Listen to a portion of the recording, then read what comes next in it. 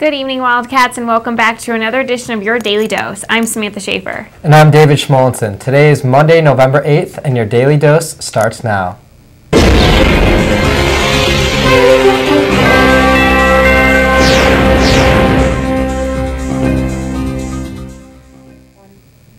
This week is National Shelter Appreciation Week, and it's shedding some light on a growing problem across the U.S.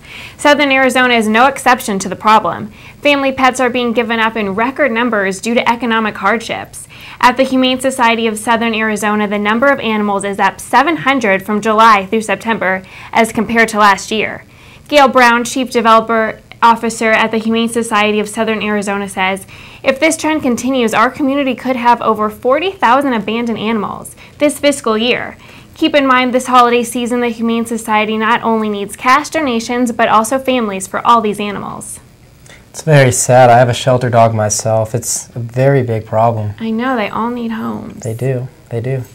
Well, the University of Arizona researchers are making a splash with their input on holographic technology in the November 4th issue of the scientific journal Nature. In a partnership with the Denko Technical Corporation in Oceanside, California, a team from the university's College of Optical Sciences has created a three-dimensional telepresence. It's a full-color 3D display viewable from all sides and seen without a pair of glasses. This is the kind of technology that allows a three-dimensional image to be recorded in one location and viewed in another, in real time, anywhere around the world. This kind of breakthrough technology functions for medical purposes, remote video conferencing, manufacturing, and entertainment. The team is running tests on a 17-inch screen, and more research and tests are being conducted before this can be put into use. Well, this past Sunday, the University of Arizona men's basketball team defeated Division II Augustana College 70-59 in an exhibition game at the McHale Center to kick off their season. For more on this story, let's check in with our reporter in the field, Jesse Kobolski, for an inside look. After missing the NCAA tournament for the first time in over 20 years, the men's basketball team got in one exhibition game here at the McHale Center against Division III Augustana. The McHale Center was rocking out before tip-off of the game. The Cats started the game off right with a three-pointer from Solomon Hill. Last year's Pac-10 Freshman of the Year, Derek Williams, throws it down for his first bucket of the game. After a turnover by Augustana, senior Jameel Horn gets the pass from Solomon Hill, and he rocks the rim for 2 points. Just before halftime, the Wildcats share the ball as Brendan Lavender hits the tray. Cats led at half, 38-31. Second half action, Williams throwing it down again after a great pass from Solomon Hill. Augustana on the break, but Kevin Parham rejects the easy layup. Derek Williams working in the low post, and he gets fouled and makes the shot. He would convert the 2-point play, finish with 19 points. Augustana turns it over, and Derek Williams gets the crowd on their feet with this sick alley-oop from Solomon Hill. Cats end up winning 70-59 and tip off the regular season next Sunday against Idaho State. For UATV, I'm Jesse Sobolski. Well, I must say, all that basketball action has really got me pumped for some more sports highlights. So let's check in with Tyler Baron for a look at this week in sports.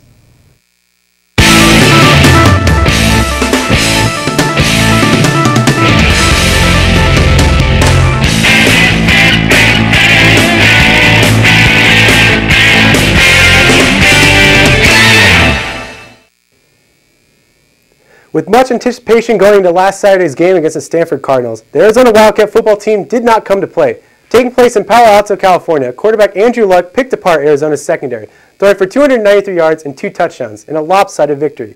The Cardinals blew out the Wildcats 42-17 in a ranked match between number 10 and number 13. Running back Stephon Taylor added 4 touchdowns on the ground, helping the Cardinals improve to 8-1 on the season and 5-1 in the Pac-10. With this loss, the Wildcats fall to 7-2 on the season and 4-2 in the Pac-10. Nick Foles threw for 248 yards, 1 touchdown, and 1 pick. Running back Kayla Antolin, filling in for injured Nick Grigsby, rushed for 86 yards and a score as well. Up next for the Wildcats is a tough USC team. The Trojans come into town on Saturday night with a 6-3 record overall and 3-3 in the Pac-10. Currently number 18, Arizona looks to bounce back after a beatdown last weekend with a timely win against Lane Kiflin's squad. Kickoff for this match is set for 6 p.m. Final score here, Arizona 28, USC 24. Playing for the first time since the red and blue game, the Arizona men's basketball squad took the court yesterday at McHale Center to host Division II school Augustana. In a 70-59 defeat, sophomore forward Derek Williams led all Wildcats with 19 points and 6 rebounds. He went to the free throw line 11 times, converting 7 of the 11. Kyle Fogg chipped in with 11 points on the afternoon and was the only other Wildcat to reach double figures. Arizona opens the regular season on Sunday, November 14th by hosting Idaho State. Tip-off is scheduled for 3 p.m. and will be televised on FS Arizona. In the latest AVCA Top 25 poll, the number 20 Arizona Wildcat volleyball team moved up 3 positions. The Cats, coming off wins over number 20 Oregon and Oregon State, head to LA this weekend to take on a tough USC and UCLA squad. USC enters the match ranked number 6, and UCLA currently sits at number 10. In UA's first meeting with the Southern California schools, the Cats nearly upset both, falling in 5 sets against each. Arizona had been included in 8 of the last 12 AVCA polls this season, with its highest ranking coming at number 18 in the preseason. The Cats will look to improve their road record to 7-1 this weekend. Well, Wildcats, that's all the sporting news I have for today. I'm Tyler Parron, and that was Look at Your Sports.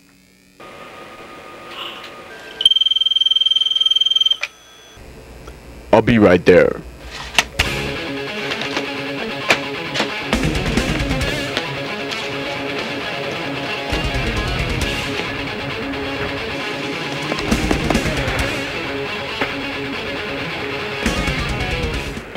Thanks, cameraman. You're my hero.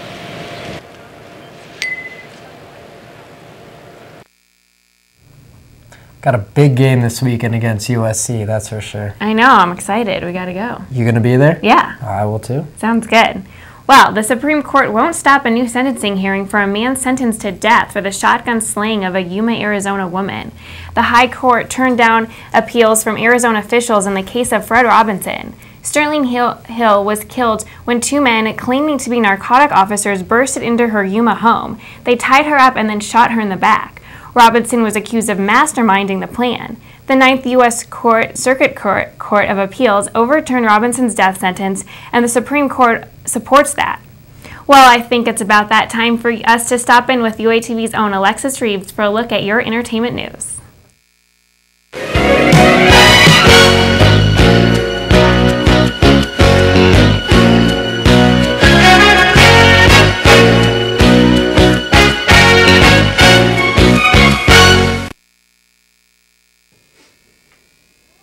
Welcome back, Tucson. I'm Alexis Reeves with the Entertainment News. This Saturday, November 13th, Savion Glover Bear Sounds will be performing at the UA Centennial Hall using Tap as Song. Glover merges acoustical beats that include beats from jazz, Caribbean, and other contemporary musical genres. Glover was the feet of Mumble, the pudgy penguin star of the animated film Happy Feet. The show begins at 8 p.m. and tickets can be purchased at the Centennial Hall box office. Wednesday, November 25th, Cirque du Soleil Alegria will be coming to town. Alegria is a mood or state of mind. Kind fools, minstrels, beggars, and old aristocrats and children make up the universe, along with clowns who are alone to resist the passing of the time and the social transformations that accompany it. The show will be taking place at the Tucson Convention Center at 3:30. Tickets cost between $35 and $95. That's all I have for you today, Wildcats. I'm Alexis Reeves, and I'll see you on Wednesday.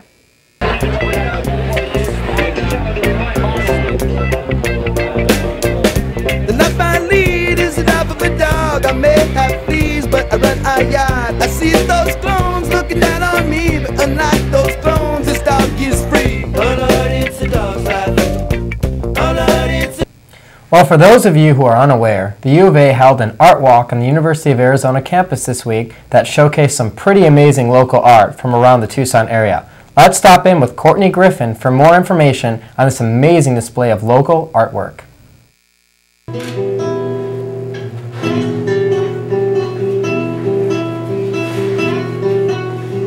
So here we are tonight on 6th Street at the Art Walk Fair. What's your favorite part about coming to the Art Walk? When we found out about this was really just a year and a half ago, and so we've only been coming for a short period of time, and it is finding artists and finding art and wonderful art and a lot of kind of edgy art, a lot of new art, because we come from a part of the country that from the East Coast where a lot of the art is more established. Here there's a lot of contemporary new art that is wonderful to be finding. What's your favorite art gallery? Well, of course, it is the front at the platform because, and actually it was there before I knew someone who was exhibiting there. It is what always struck me about that gallery is that they always were open to new artists. so it was a place to see what new people were doing, and in many cases young people, but not always. Just new artists getting an opportunity to exhibit. So I really do like that gallery. Do you think that art is an important staple in our lives? Oh, absolutely. It's our soul. It's our spirit. And it's really wonderful to see so many people come out and support it. Every time we've come to it, it has been pretty packed. For UATV, this is Courtney Griffin. A U of A researcher is preaching to federal transportation officials that senior citizens will face a future of mobility challenges. Sandra Rosenblum, a professor of planning in the U of A College of Architecture and Landscape, said that by 2030, 1 in every 4 drivers on the road, which is 25%, will be 65 or older. In retirement communities and rural areas, that percentage could rise between 30 and 60%, and many of those drivers will be 80 or older. Tomorrow, Rosenblum is scheduled to testify before the National Transportation Safety on trends in residential and travel patterns of people 65 and older that increase crash exposure, such as living in suburbs and driving more often, as well as transportation and land use solutions that could enhance safety and mobility problems. Now let's check in with Lisa McLean for a look at your weekly weather forecast.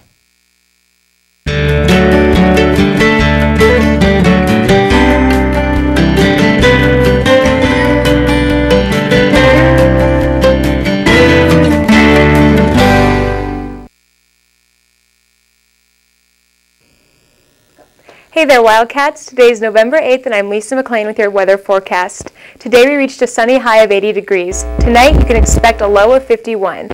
The weather is going to be cooling down this week, but will still remain sunny.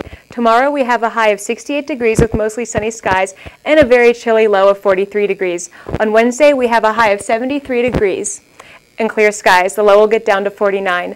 Thursday's high will get to 69 degrees with sunny skies and a nighttime low of 44. We will start off your weekend with nice weather, a high of 71 degrees on Friday and a low of 46 degrees. It's starting to really feel more like fall with those cold evening temperatures. Well, there's your 5-day forecast, so stay cool, Wildcats. Hi, it's David Hasselhoff, the Hoff. Get Hoff with UATV. Stay tuned, don't change the dial.